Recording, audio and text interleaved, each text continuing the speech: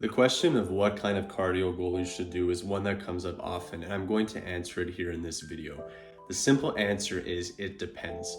It depends most likely on your age, your experience, the level of hockey you are playing, how much you are on the ice, and what you do away from the rink.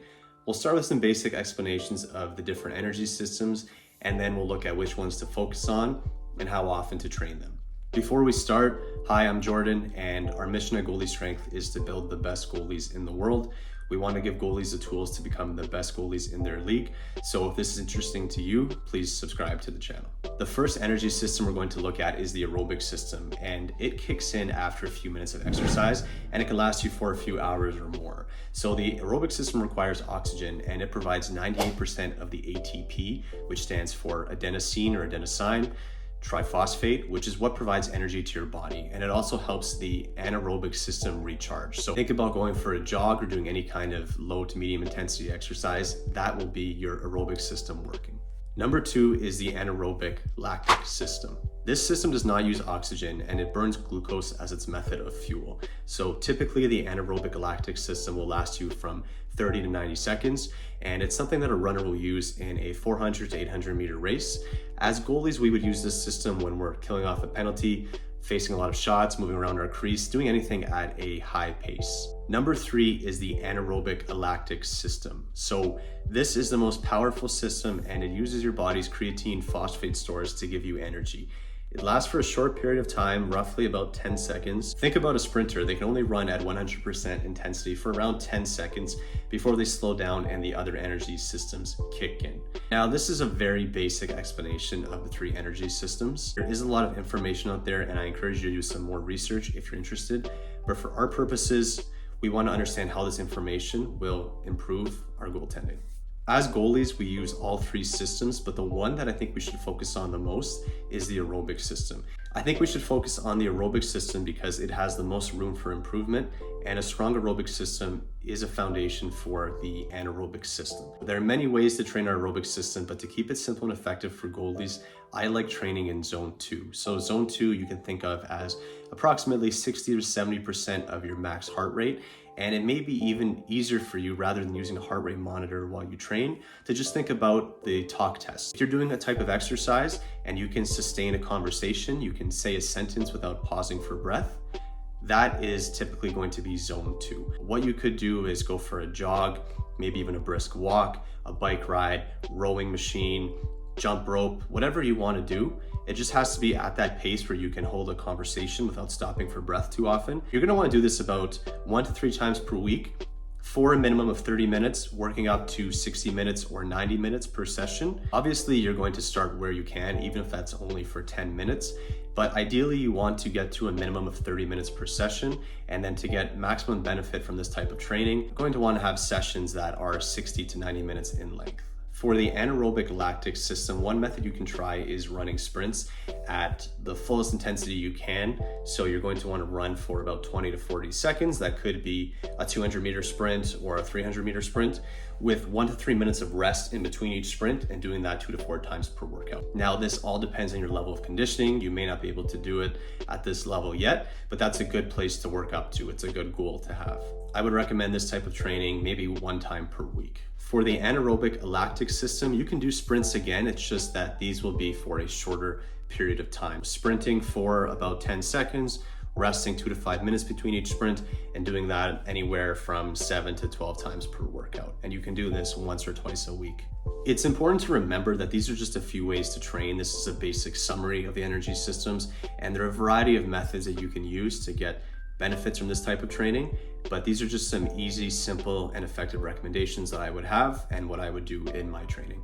I think we need to simplify wherever we can, and especially as goalies, we are busy focusing on our on-ice technique and other forms of training, so I always recommend starting with the least amount of volume possible, increasing as necessary. So that is why I say to focus on the aerobic system first, because the aerobic system training methods won't interfere as much with what you're doing on the ice. They're lower intensity, it'll be easier to recover from them, and you can add them into your weekly training schedule without having as much of an impact on your other training sessions.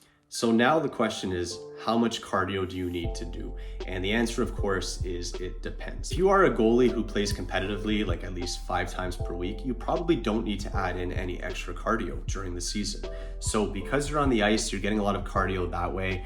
If you are having an hour-long practice, you're working your aerobic system, especially if you're going at a little bit of a slower pace. And then when you're facing a lot of shots in a row, say you're killing off a penalty in practice, or you're facing a lot of shots one after the other, that is good training for the anaerobic system. And even better, it is specific to what we need to do on the ice. You're training the muscles you need to use as a goalie, and you're working your energy systems in a way that is very specific to the kinds of improvements we want to make as goalies. So unless you think your cardio is a real issue for you, I wouldn't recommend adding in many sessions per week. I would probably just focus on what you're doing on the ice.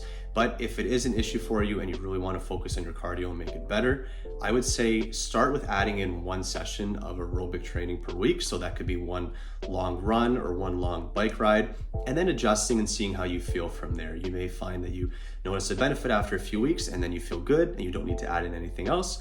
Or maybe you need to add in even more cardio. So maybe you could add in another aerobic session or one of the anaerobic lactic or anaerobic lactic training methods. It all depends on your personal situation, how you feel. You have to monitor your body and you have to see how you're recovering and how the training is affecting you personally. Now, the off season is a different story, especially if you're not on the ice and you're not playing any other sports. If you were playing soccer a few times per week, for example, that would be great training for your aerobic system.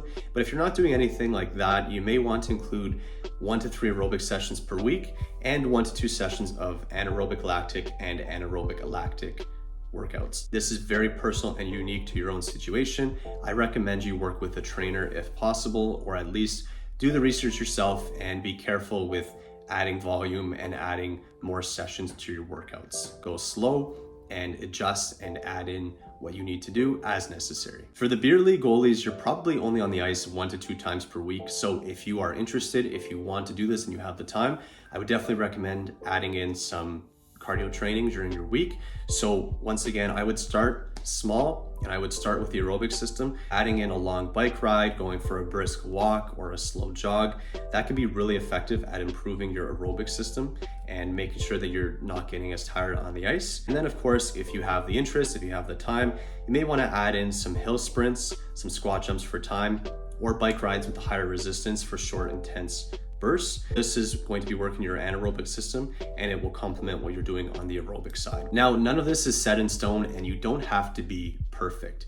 Just adding in a little bit more than what you were doing last week or last year will really go a long way towards improving how you feel on the ice and making you healthier. You should note that cardio adaptations can take weeks to notice and months to really have an impact. So be consistent. Don't try to do too much.